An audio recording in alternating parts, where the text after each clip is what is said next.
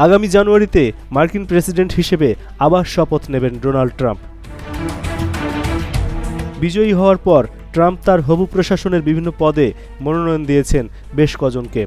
এর মধ্যেই ছড়িয়েছে আতঙ্কের খবর। ট্রাম্পের হোয়াইট হাউস দলের অন্তত 9 জনকে বোমা হামলার হুমকি দেওয়া হয়েছে। মঙ্গলবার রাতে ও গতকাল বুধবার তাদের হুমকি দেওয়া হয়। এরপর থেকে বিষয়টি তদন্ত করছে পুলিশ।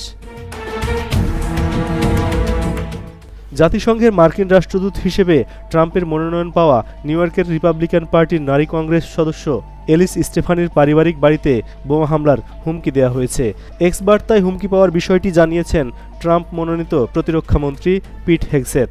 গতকাল সকালে তার বাড়িতে আসা পুলিশের এক কর্মকর্তাকে পাইপ বোমা হামলার হুমকির তথ্য জানান পিট।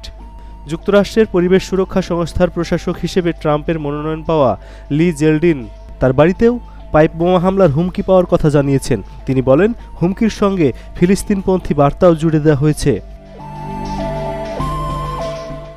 একই ধরনের হুমকি পাওয়ার কথা জানিয়েছেন ট্রাম্প প্রশাসনের কৃষিমন্ত্রী পদে মনোনয়ন পাওয়া ব্রুক রোলিন্স, আবাসন মন্ত্রী পদে মনোনীত স্কট টার্নার ও শ্রমমন্ত্রী পদে মনোনীত লরি সাভেজ ডিরেমার।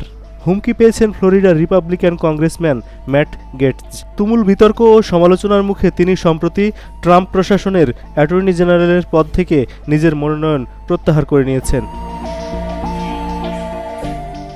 ট্রাম্পের ক্ষমতা গ্রহণের প্রস্তুতি সংক্রান্ত দলের মুখপাত্র ক্যারোলিন লেভিথ বলেন, ট্রাম্পের মনোনীত ব্যক্তি ও তাদের সঙ্গে বসবাস করা ব্যক্তিরা সহিংস ও আমেরিকান হুমকির লক্ষ্যবস্তু হয়েছেন।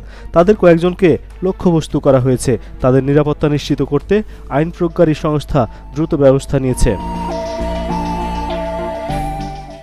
এ বিষয়ে হোয়াইট হাউসের পক্ষ থেকে এক বিবৃতিতে বলা হয়েছে, হুমকির ঘটনাগুলো প্রেসিডেন্ট জো বাইডেনকে জানানো হয়েছে।